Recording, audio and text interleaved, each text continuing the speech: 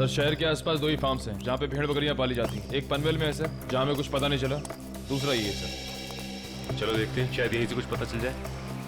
Sir ये आदमी जो भी हो, उसने वो चिट्ठी भेड़ के खून से क्यों लिखी? पूर्वी आदमी बहुत चालाक है, ये सब उसने हमें गुमराह करने के लिए किया है। वो देखो, उस आदमी से पूछते हैं। भाई साहब, ओ भाई साहब, क्या भेड़ आप ही पालते हैं? हाँ, हम ही लोग पालते हैं। पर आप लोग? हम लोग सीआईडी से। सीआईडी? जी हाँ, सीआईडी। आपसे कुछ पूछताछ करने की। देखिए, घबराइए मत। पूछिए, क्या पूछना चाहते हैं आप लोग? अच्छा ये बताइए कि आपसे भेड़ खरीदने तो बहुत लोग आते हो, क्या कोई भेड़ का खून खरीदने आया था आपसे? भेड़ का खून? जी हाँ, भेड़ का खून। नहीं साहब, ऐसा तो कोई आदमी नहीं आया। अपने इन आदमियों से पूछिए जो काम कर रहे हैं, शायद इन्हें कुछ पता हो। ए, तुम दोनों आओ। जी साहब। अच्छा ये बताइए कि आपसे कोई भेड़ का खून खरीदने के लिए आया था क्या? देखो घबराओ मत, जो कुछ तुमको पता है सब कुछ सच सच बताओ। साहब वो कुछ दिन पहले एक आदमी भेड़ का खून लेने आया था साहब। क्या? तुमने मुझे क्यों बताया? गलती है, माफ कर साहब। वो उसके लिए उसने मुझे बहुत पैसा दिया था, बोला था कि कुछ दवाइयाँ बनाना, इसके लिए उसे भेड़ का खून चाहिए साहब। क्या तुम उसे पहले से जानते थे? नहीं, मैं पहली बार मिला था। उसके बारे में और कुछ याद है तुम्हें? उसका पहनावा या उसकी कोई आदत? हाँ, उसके पास एक महंगा फ़ोन था, वो बार बार फ़ोन को ही देख रहा था साहब। ऐसा फ़ोन मैंने कभी नहीं देखा। ऐसा क्या था उस फोन में? नीले रंग का फ़ोन था, उस पर स्टार बना हुआ था साहब, और उसके पीछे कुछ एल जैसा लिखा हुआ था साहब। 5-6 दिन पहले लोकम नाम की इंटरनेशनल कंपनी ने एक ऐसा फ़ोन लॉन्च किया है। अखबारों में उसकी काफ़ी चर्चा भी हुई थी। फिलहाल शहर में एक ही आउटलेट है इसका जहाँ ये फ़ोन मिलता है, लोखंडवाला में। रोकना, एक मिनट सर।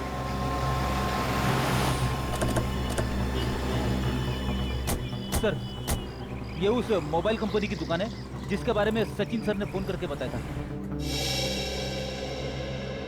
सुनिए भाई साहब, हमें एक मोबाइल के बारे में कुछ जानकारी चाहिए जो हाल ही में मार्केट में आया है आपकी कंपनी का। कहीं आप लोकम की बात तो नहीं कर रहे हैं? हाँ, लोकम का नीले रंग का फोन, पीछे एल लिखा हुआ और आगे स्टार बना हुआ। कहीं आप इस फोन की बात तो नहीं कर रहे? हाँ, इसी फोन की बात कर रहे हैं। बोलिए साहब, क्या जानकारी चाहिए? सबसे नया मॉडल है, 10 दिन पहले ही लॉन्च हुआ है। आपको चाहिए तो अभी से बुक कर दूं? नहीं, हमें खरीदना नहीं, हमें ये पता करना है कि ये फोन किन किन लोगों ने खरीदा है, हमें उनकी लिस्ट चेक करनी है। और क्यों साहब? देखिए, हम सीआईडी से और एक खून के सिलसिले में तहकीकात कर रहे हैं। जी बिल्कुल, अभी तक हमने सिर्फ 12 पीस ही बेचे हैं, कस्टमर का रिस्पॉन्स देखने के लिए।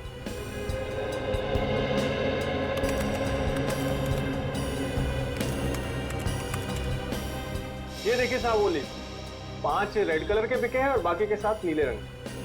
नीले रंग के फोन जिन लोगों ने खरीदे हैं उनकी लिस्ट चेक करनी है। ये रही साहब लिस्ट। चेतन? लेकिन चेतन तो उस न्यू एज रॉक बैंड का मेंबर है, वो भला अपने ही आदमी का खून क्यों करेगा? ये तो चेतन ही बताएगा। फिर घर चलते हैं, जरा इस चेतन का एड्रेस है।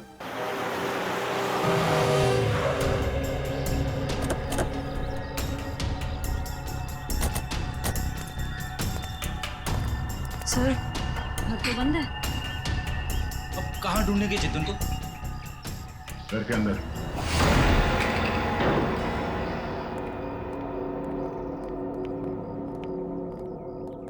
घर के अच्छी तरह से तलाशी लो, देखो कुछ मिलता है क्या।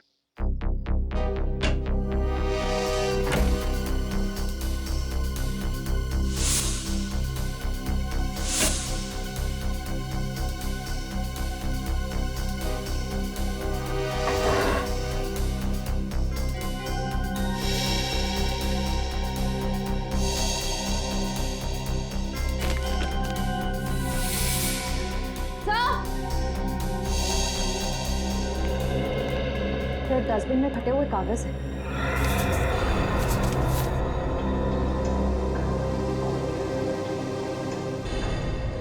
ये तो कोई ड्राइंग जैसा है। लगता है चेतन ने कोई ड्राइंग बनाई होगी और घर से निकलने से पहले इस कागज को फाड़ के चला गया होगा। टुकड़ों को जोड़ के देखते हैं, पता चल जाएगा इस चेतन ने क्या ड्राइंग बनाई थी।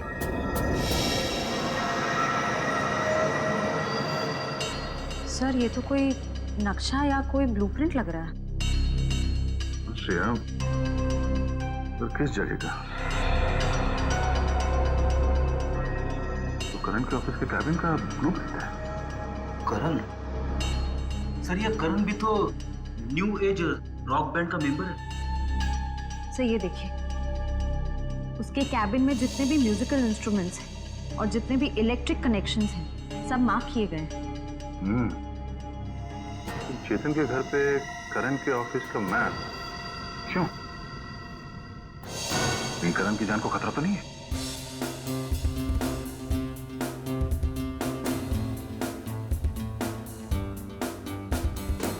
रोकी सर की बहुत याद आती है। उनकी आवाज में एक अलग ही जादू था। हाँ यार, वो एक अच्छे कलाकार ही नहीं बल्कि एक अच्छे इंसान भी थे। सीआईडी यहाँ हमारे ऑफिस? करण कहाँ है? बात क्या है सर? हमें कुछ जरूरी बात करनी है उससे।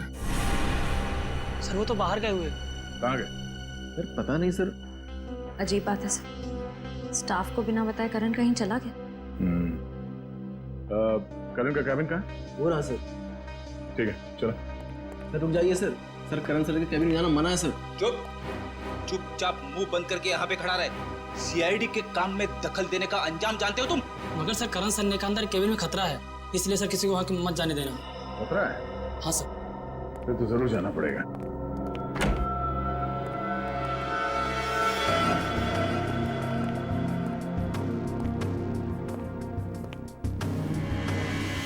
सर ये कैबिन तो बिल्कुल वैसा ही है जैसा उस ब्लूप्रिंट में था जो हमें चेतन के घर से मिला था।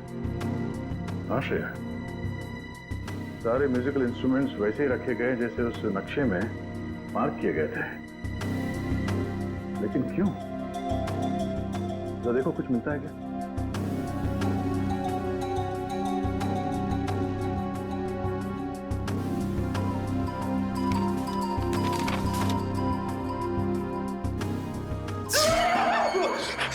जाओ खड़ी। सर गिटार में करंट है। गिटार में करंट है? अरे नहीं सर, सर रॉकी के खून में करण का हाथ है, इसीलिए उसने जानबूझ के ये वाला सेटअप अपनी कैबिन में बनाया ताकि वो शो में होने वाले खून की प्रैक्टिस कर सके। सर ये स्केच देखिए, इसमें म्यूजिकल इंस्ट्रूमेंट्स और इलेक्ट्रिक कनेक्शंस बिल्कुल वैसे ही हैं जैसे उस शो में थे। स्टेज और बैक स्टेज में भी सब ऐसे ही फिट किया गया था। ये सारा मामला समझ में आ रहा है। करण और चेतन इन दोनों ने मिलकर रॉकी का खून किया है। मगर सर करण सर ऐसा क्यों करेंगे सर? वो तो पता चल ही जाएगा। पहले ये बताओ, इस कैबिन में करण के साथ कोई और भी आया था? नहीं सर, वो तो हर वक्त काम में बिजी रहते थे, दिन रात अगले शो की तैयारी में ही लगे रहते थे। सर उन्हें तो किसी से मिलने की फुर्सत तक भी नहीं थी। पर सर उसने कहा था कि उसका गला खराब था, इसलिए उसने रॉकी के साथ उस शो में परफॉर्म नहीं किया। वो सब एक झूठ था। उसने हमारे सामने नाटक किया। उसने रॉकी का खून किया और रॉकी को रास्ते से हटा दिया, और अब अपना अलग से शो प्लान कर रहा है। करण का अगला शो कहाँ है? सर पूना में। पुणे में?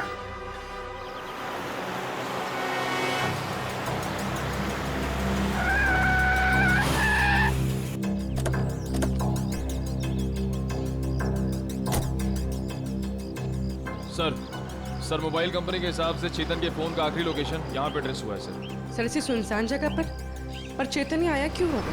यहाँ आसपास तो कुछ भी नहीं है। कुछ तो जरूर है। हो सकता है चेतन यहाँ पे किसी से मिलने आया हो और उसके बाद यहाँ पे आके कहीं छिप गया। पर सर अब हम चेतन को ढूंढेंगे कैसे? वो देखो सामने छोटी सी दुकान दिख रही है, वहाँ चल के पूछते हैं।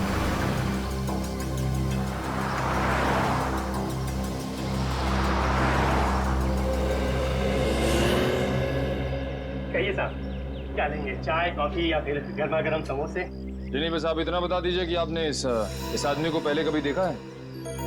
हाँ साहब, देखा है साहब। ये मेरे ढाबे पे आया था। कितनी देर पहले आया था यार? यही कोई 1.5-2 घंटा हुआ होगा।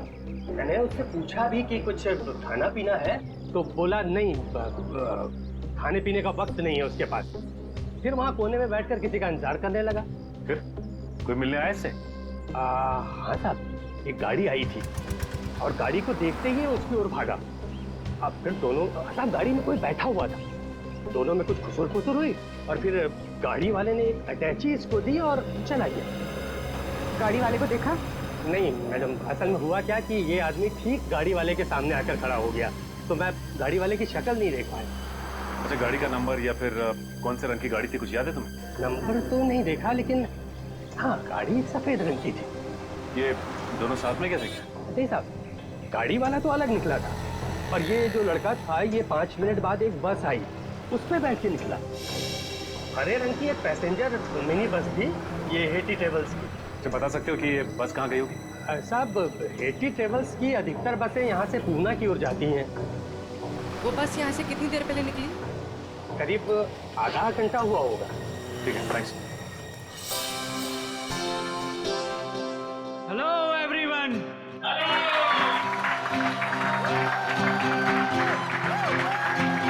तो आखिरकार वो दिन आ ही गया जिस दिन का आप सबको बेसब्री से इंतजार था। तो अपने दिलों को थाम के बैठिए, क्योंकि अब आपके सामने आ रहे हैं आपके दिलों की धड़कनों को तेज करने the one and only mister करण।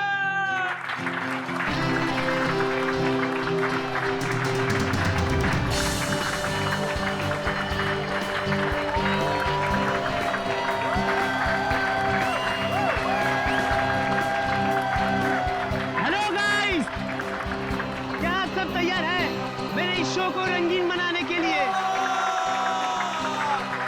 क्या आप सब मेरे साथ झूमेंगे? मेरे साथ गाएंगे भी? नहीं।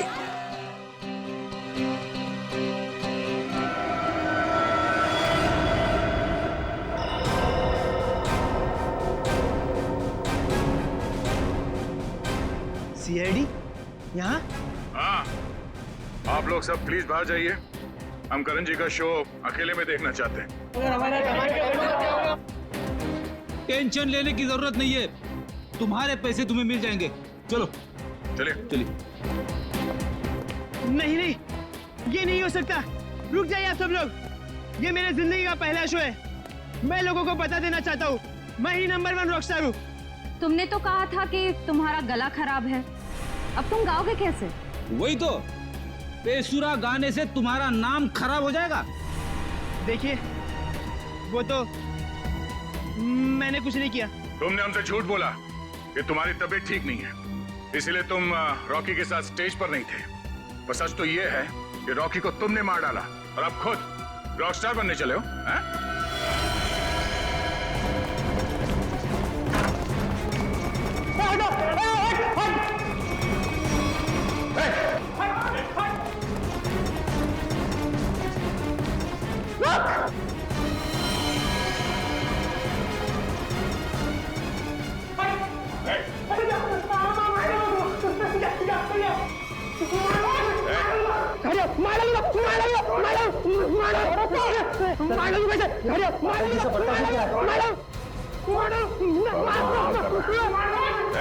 चलते हैं।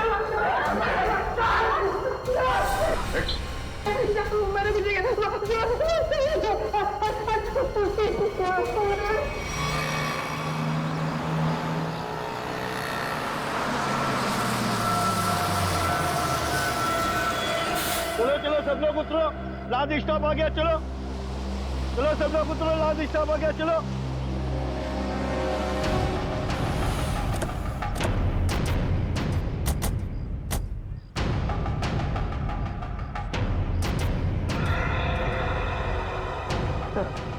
हो रहा चेतन, बस से उतर। सर बार बार पीछे मुड़ के देख रहा है, ऐसा लग रहा है काफी डरा हुआ है।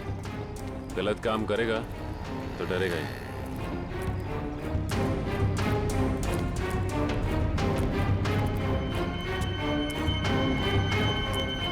ठीक है।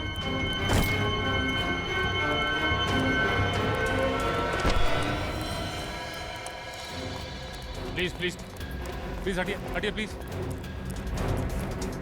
माय गॉड, ये तो मर गया। मर गया? अचानक क्या हो गया इसे?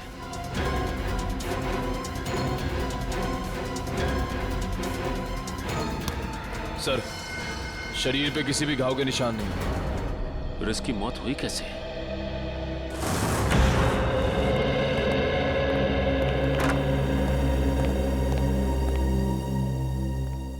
बताओ करण, एक कलाकार होने के बावजूद भी क्यों किया तुमने ये? है? क्यों किया? बताओ। मेरा बेटा कहाँ है? करण, मेरा बच्चा, तू ठीक है ना? आप क्यों मेरे बेटे के पीछे पड़े? मेरे बेटे ने कोई गुनाह नहीं किया है। गुनाह किया है गुनाह करण ने। रॉकी का खून किया है। खून? नहीं, एसीपी साहब, लगता है आपसे कोई भूल हो गई है। देखिए, मेरा बेटा किसी का खून नहीं कर सकता। अच्छा, करण के ऑफिस में वो म्यूजिकल इंस्ट्रूमेंट के साथ बिजली के तार क्यों जुड़ गए? और वो स्टेज का स्केच, वो कहां से आया जहां पे रॉकी की मौत हुई थी? सर, मैं मानता हूं मैं रॉकी को मारना चाहता था। मैंने वो इलेक्ट्रिक वायरिंग भी की, स्टेज पर रबर सॉल्यूशन भी लगाया और रॉकी को जलाकर मार देने का प्लान भी बनाया। पर यकीन कीजिए सर, मैंने रॉकी को नहीं मारा है। मैंने तो लास्ट समय अपना प्लान बदल दिया था सर। झूठ बोल रहे हो तुम नहीं मारा है रॉकी को, और तुमने चेतन को अपने प्लान में शामिल कर लिया ताकि सारा इल्जाम उस पर जाए। कौन चेतन? वही चेतन जो तुम्हारे रॉक बैंड का मेंबर था, समझा?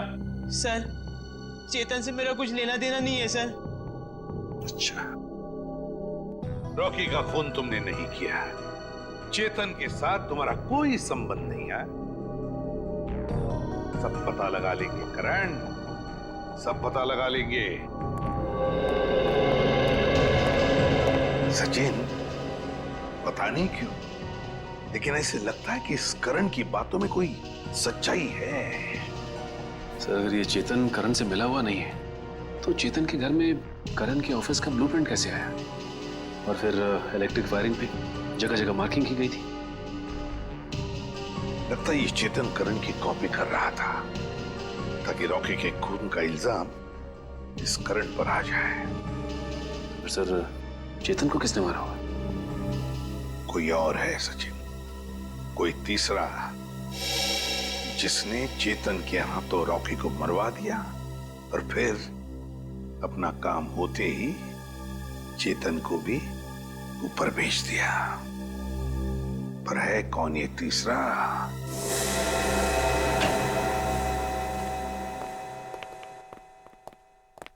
सौन के रेजिग्नेशन दे दे, इस्तीफा दे दे। क्यों दे दूं भाई इस्तीफा? क्योंकि तुझे अब तक पता नहीं चला कि चेतन को मारा कैसे। तुम्हें कैसे मालूम नहीं पता लगा पाया है? अरे यार, आधी बात पता चल चुकी है। तो फिर बता ना जल्दी। देखो, इसकी मौत जहर देने की वजह से हुई। क्या जहर देके? हाँ, जहर देके। अब जहर कैसे दिया गया है इस बात का पता लगना बाकी है। अभी पता लगता नहीं यार, 1 मिनट रुको ना यार तुम।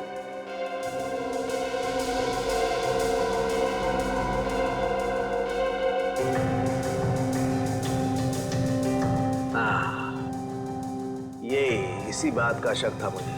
ये देखो, ये निशान बॉस, ये सुई का निशान किसी ने यहीं से इंजेक्ट करके इसकी बॉडी में जहर पहुंचाया है। लेकिन सर, चेतन तो हमारे सामने बस से उतरा, बिल्कुल ठीक ठाक था। और जब हमने इसका पीछा किया तब भी बिल्कुल ठीक ठाक था। और सर, वो मरा भी हमारे सामने, हमने तो नहीं देखा किसी को उसे इंजेक्ट करते हुए। सचिन, इसे 15-20 मिनट पहले ही जहर दिया गया। बॉस, ये स्लो पॉइजन है, 15-20 मिनट के बाद असर करता है। तो इसका मतलब है चेतन को पॉइजन दिया गया बस में। मतलब खूनी बस में ही था जब चेतन बस में था। मगर सर, चेतन को अगर बस में इंजेक्शन दिया गया तो उसे पता कैसे नहीं चला? भीड़ थी निखिल, बस में भीड़ थी, भीड़ का फायदा उठाया होगा खूनी ने। लेकिन सर, अब खूनी तक पहुंचेंगे कैसे? मैं आप लोगों की मदद कर सकता हूं। तो फिर टाइम पास क्यों कर रहा है? अबे बता ना जल्दी। बॉस, इसकी कलाई पर एक चमड़े का बेल्ट था, उस पर और इसकी कलाई पर मुझे उंगलियों के निशान मिले। किसके निशान मिले सारुण के? अब इसकी उंगलियों के तो है नहीं, तो शायद वो निशान खूनी के होंगे। अगर ये उंगलियों के निशान खूनी के हैं तो फिर हुआ ये होगा कि जब खूनी चेतन को इंजेक्शन देना चाहता था तो किसी वजह से उसने चेतन की कलाई पकड़ ली, मगर कलाई पर था लेदर बैंड, तो बस आ गए उसकी उंगलियों के निशान उस लेदर बैंड पर। लेकिन सर बस में तो बहुत सारे लोग थे, ये पता कैसे चलेगा कि वो उंगलियों के निशान हैं किसके? पता तो लगाना पड़ेगा सचिन कि वो उंगलियों के निशान हैं किसके। पता तो लगाना पड़ेगा। है एक तरीका है। गुड इवनिंग गाइस, कैसे हैं आप? आज की शाम आप जैसे संगीत प्रेमियों के नाम एंड आई मेक श्योर आज की शाम रॉकी एंड बैंड के साथ आप लोगों की बहुत ही यादगार शाम होगी। तो हो जाइए तैयार रॉक एंड रोल करने के लिए रॉकी के गानों के साथ।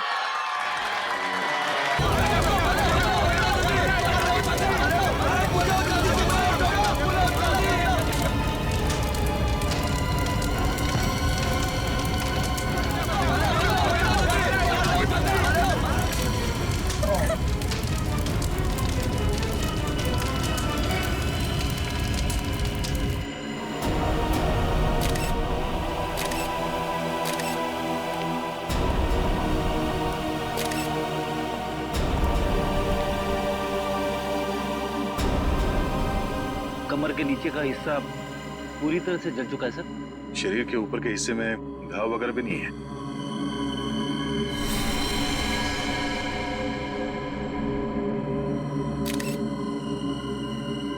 क्या स्टेज पे किसी भी चीज को हाथ तो नहीं लगा किसी ने? नहीं सर। ये आग कैसे लगी? पता नहीं सर कैसे लगी। जैसे हमने रॉकी को आग की लपटों में घिरे देखा, हम भागकर स्टेज पर आए, पर सर रॉकी को हम बचा नहीं पाए।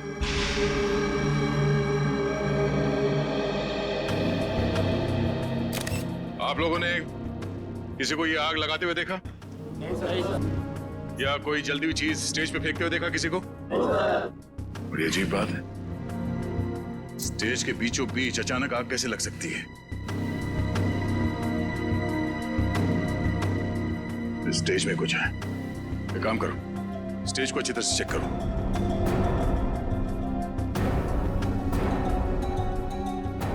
सर, हाँ?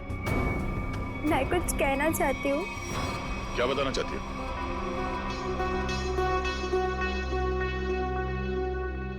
पर यहाँ नहीं, आप आइए मेरे साथ। चलिए।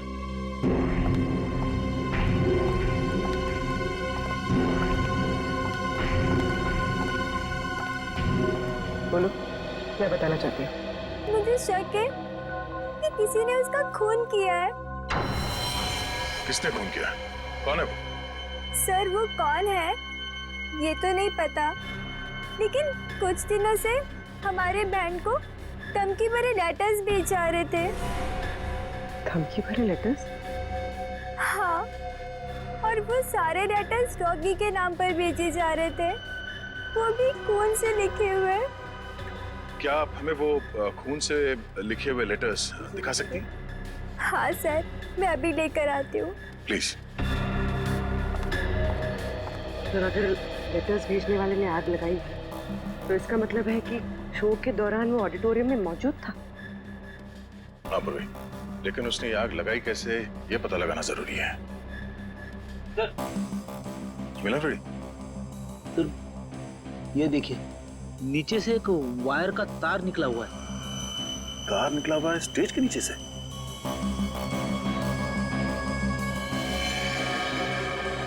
वो भी ठीक उसी जगह पे जहां पे रॉकी खड़ा था जलने से पहले।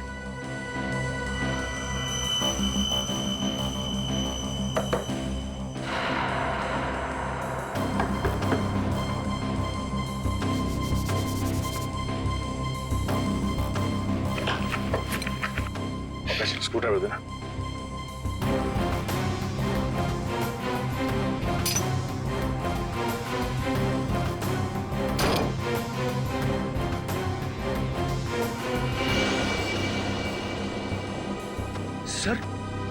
नीचे तो एक कमरा है।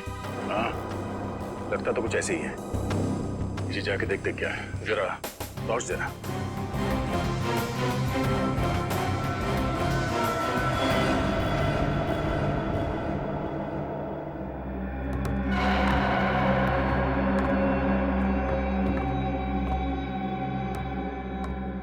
अरे ये कैसा छुपा हुआ कमरा है सर? पूरे कमरे में धूल मिट्टी पड़ी हुई है। ये कलाकारों के लिए अलग से बनाया हुआ कमरा है। यहाँ से स्पेशल एंट्री दिखाते हैं। सर खूनी ने स्पेशल एंट्री के लिए बनाए दरवाजे का बड़ी होशियारी से इस्तेमाल किया है। सर ये देखिए, ये वायर ऊपर से नीचे आ रही है सर। ये वायर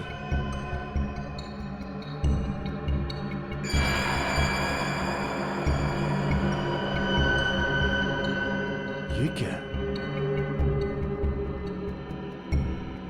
चिपचिपा सा है।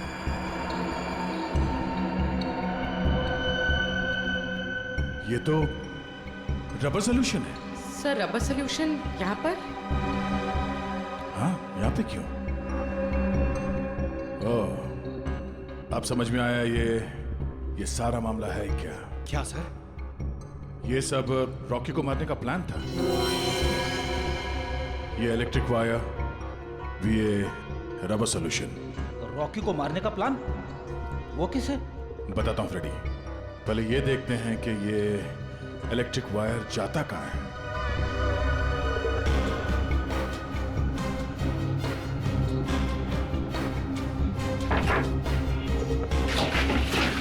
संभाल के।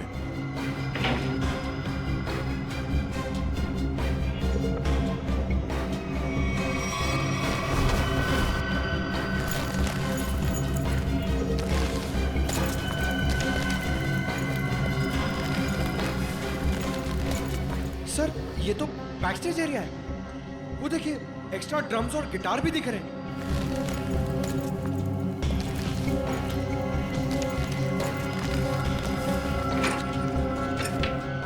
ये देखो, वायर मेन स्विच से कनेक्टेड है। आपको समझ में आया फ्रेडी? फ्रेडी, रॉकी ठीक उसी जगह पे खड़ा था जहां से हम लोग नीचे आए, और ये वायर उस दरवाजे से कनेक्टेड था और आसपास रबर सॉल्यूशन पड़ा हुआ था। जैसे ही कंसर्ट शुरू हुआ, किसी ने ये मेन स्विच ऑन कर दिया, वायर में शॉर्ट सर्किट हो गया और रबर सॉल्यूशन में आग लग गई, और आग इतनी तेजी से फैली कि रॉकी कुछ कर नहीं सका, वही मारा गया बेचारा।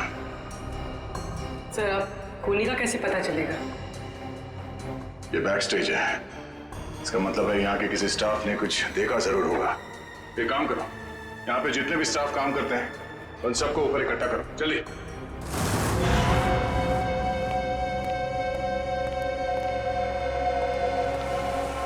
सब लोग आ गए? अच्छा एक बात बताओ, शो स्टार्ट होने वाला था या फिर शो स्टार्ट हो चुका था? उस वक्त आप में से किसी ने स्टेज के पीछे जो कॉरिडोर है, उसमें जो इलेक्ट्रिक स्विच बोर्ड है, उसके आसपास किसी को देखा था? स्विच बोर्ड के पास? वो क्यों? क्योंकि किसी ने वायरिंग के साथ छेड़छाड़ की है और वही आदमी रॉकी की मौत का जिम्मेदार है। ओह नो सर, ये आप क्या कह रहे हैं? सर मैं तो स्टेज पर था रॉकी के साथ। और जो बैंड मेंबर्स परफॉर्म नहीं कर रहे थे वो लोग भी स्टेज पर खड़े थे रॉकी को चीयर करने के लिए। और तुम कहाँ? तुमने किसी को देखा स्विच बोर्ड के पास जाते हुए? देखो, घबराओ मत, सोच के बताओ। हाँ, शो शुरू होने से पहले आखिरी बार तुमने कॉरिडोर में किसको देखा था?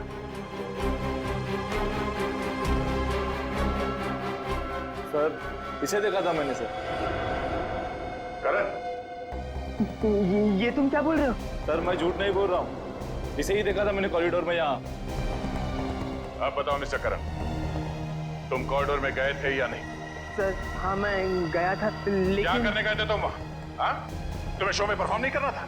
सर मेरा गला खराब था और मुझे पता था कि मैं गा नहीं पाऊंगा, इसलिए मैंने डिसाइड किया था कि मैं रॉकी के साथ परफॉर्म नहीं करूँगा सर। लेकिन मैंने रॉकी को नहीं मारा है सर। अच्छा सर, कॉरिडोर में और स्टेज के आसपास सीसीटीवी कैमरे लगे हुए। तुम और पंकज सीसीटीवी की रिकॉर्डिंग चेक करो, पता चल जाएगा ये आदमी सच बोल रहा है या झूठ। सर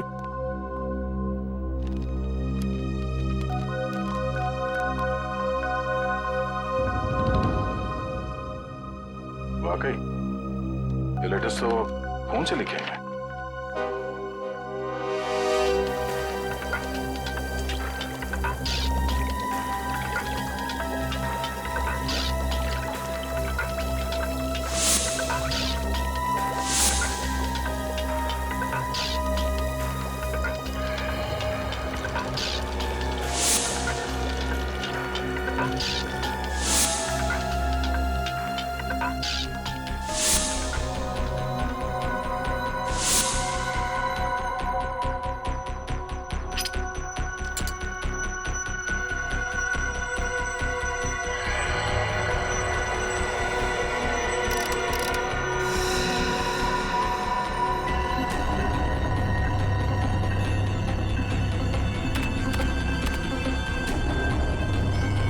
माय गॉड, कमाल है यार।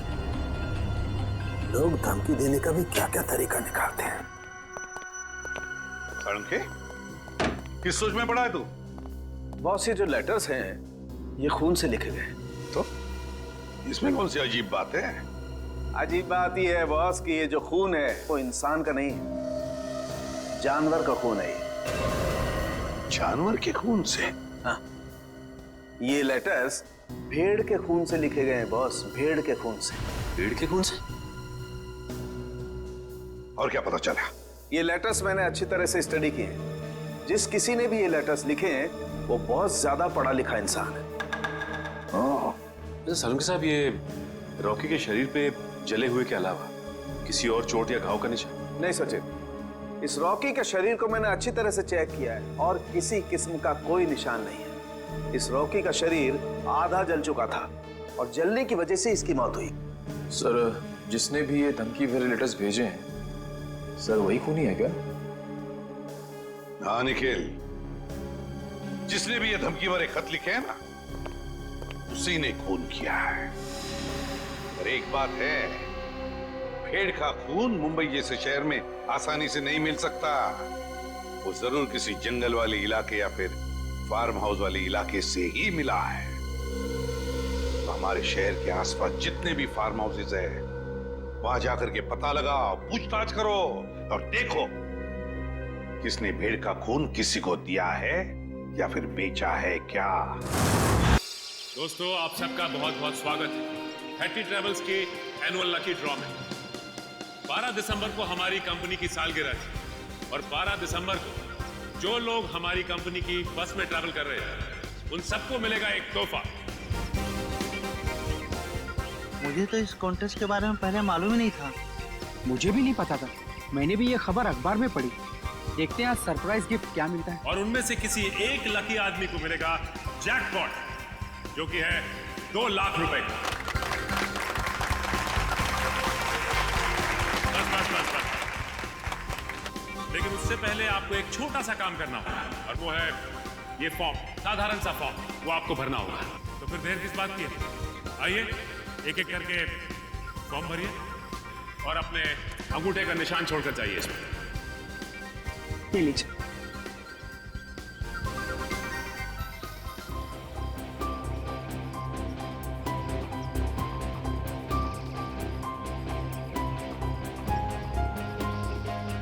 मैडम, ये सारे के सारे फॉर्म स्कैन कर लो, नेट पे डालेंगे ना? जी सर जी।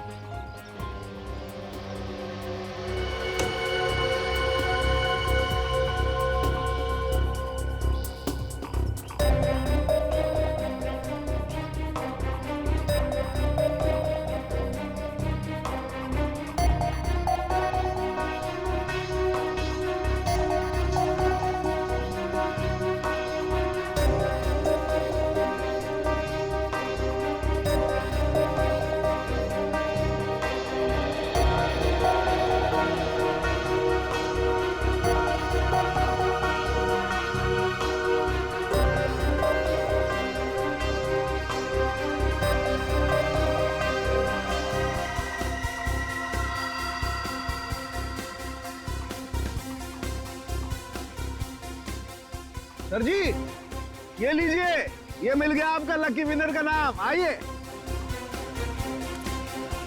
ये देखिए।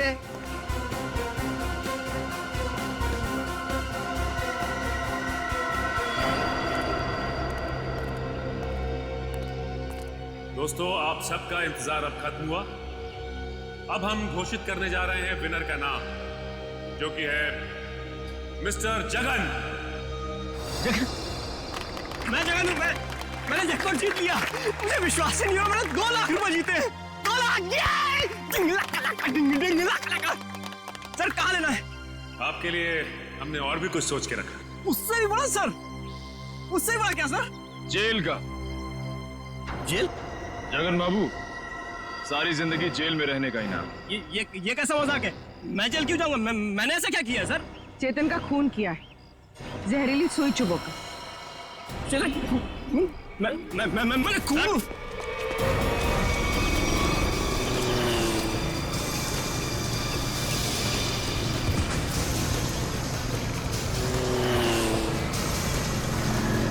तुम्हें पकड़ने के लिए इतनी बड़ी प्रतियोगिता रखी है, इनाम क्या तेरा बाप लेगा? सर मैंने कुछ नहीं किया सर मैंने कुछ नहीं किया। छोड़ दो सर, छोड़ दो मुझे।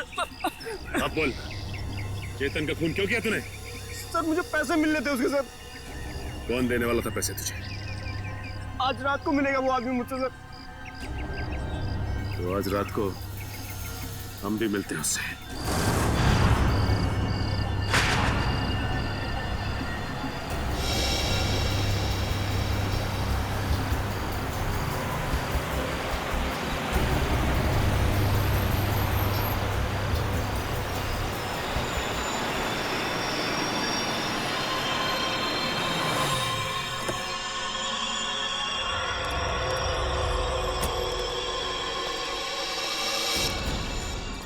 सेठ, वक्त के बहुत पाबंद हो तुम, मुझसे पहले यहाँ पहुँच गए।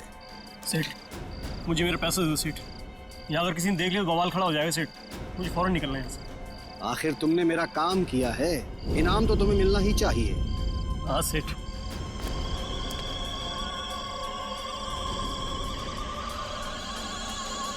ये रहा तुम्हारा इनाम, देखना चाहोगे?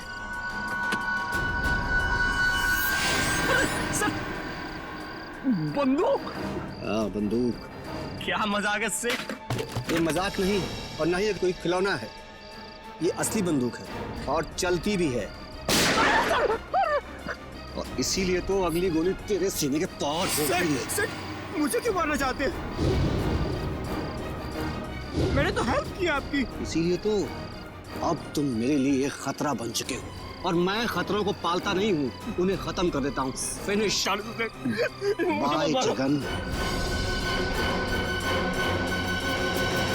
अब तुम मेरे लिए खतरा बन चुके हो और मैं खतरों को पालता नहीं हूँ, उन्हें खत्म कर देता हूँ। फिनिश। बाय जगन।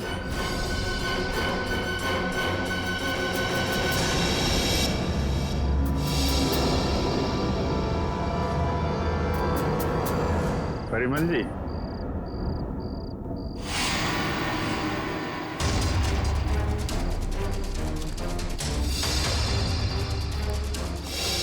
मुझे माफ कर दो, प्लीज मुझे माफ कर दो। अच्छा, कभी कभी आदमी को ज्यादा चालाकी भारी पड़ जाती है परिमल जी। लोगों को इनाम देने का बहुत शौक है ना, अब सीआईडी का इनाम चाहिए। हाँ, मैंने ही मारा रॉकी और चेतन को। क्यों? हाँ? क्यों मारा तुमने रॉकी और चेतन? तुम तो रॉक बैंड के गुरु थे ना? गुरु? क्यों? क्योंकि उनकी वजह से मैंने अपना बेटा खोया था। उसकी मौत का बदला लिया है मैंने। मौत का बदला? मतलब? क्योंकि उनकी वजह से मेरे बेटे ने आत्महत्या की थी। वो कैसे? मेरा बेटा बहुत अच्छा गाता था, उसकी आवाज में जादू था। बहुत जल्दी वो बहुत पॉपुलर होने वाला था। बस ये रॉकी और करण जलते थे उससे। इन दोनों ने मिलकर मेरे बेटे का कैरियर बर्बाद करने का प्लान बनाया। इन्होंने उसे कोई ऐसी ड्रग्स खिला दी जिससे वो बीमार पड़ गया, उसका गला खराब हो गया। धीरे धीरे करके उसने गाना ही छोड़ दिया और डिप्रेशन में चला गया। फिर एक दिन इन सब हालात से तंग आकर उसने आत्महत्या कर ली। आप इतने यकीन के साथ कैसे कह सकते हैं कि ये सब कुछ रॉकी और करण ने किया? क्योंकि मेरे बेटे के मरने के बाद एक दिन मैंने रॉकी और करण की बातें सुन ली थी, मगर उन्हें नहीं पता था कि मुझे उनकी असलियत पता चल चुकी है। और इसलिए तुमने रॉकी को मार डाला? हाँ, मगर रॉकी को मारने का प्लान करण का था और ये बात मुझे पता चल गई थी। मैं हमेशा करण पर नजर रखे हुए था। और चेतन को क्यों मार डाला? क्योंकि रॉकी को मारने का सारा काम मैंने चेतन से ही करवाया था। वो इलेक्ट्रिक करंट का तार भी उसी ने लगाया था। चेतन मेरे बारे में सब कुछ जानता था। मुझे डर था कि कहीं वो मेरे बारे में आप लोगों के सामने मुंह न खोल बैठे, इसलिए मैंने उसे भी मार डाला। तुम्हारे बेटे के साथ जो कुछ भी हुआ बहुत गलत हुआ, लेकिन इसका मतलब ये नहीं कि बदले की आग में तुम दो लोगों की जानें लो। तुमने बहुत बड़ा जुर्म किया है और इस जुर्म की सजा तो सिर्फ फांसी ही है, फांसी।